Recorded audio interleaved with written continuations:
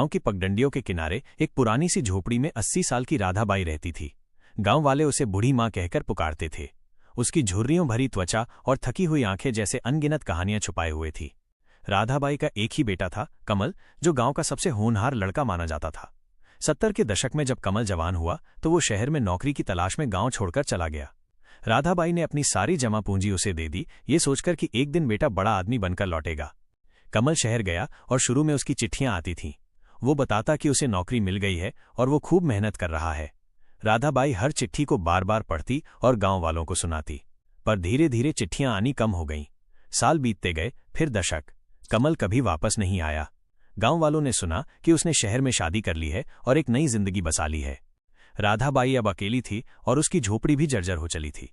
गांव वाले कभी कभी उसे खाना दे जाते, पर उसकी आंखों में एक खालीपन था। हर शाम वो अपनी झोपड़ी के बाहर बैठती और उसी रास्ते को देखती जहां से कमल गया था। उसे यकीन था कि एक दिन उसका बेटा जरूर लौटेगा। वो अपने पास एक पुराना लकड़ी का बक्सा रखती थी जिसमें कमल के बचपन की कुछ चीजें थीं, एक कंचा, एक फटी गेंद और उसकी पहली चिट्ठी। 70 का दशक अब 80 में बदल चुका था।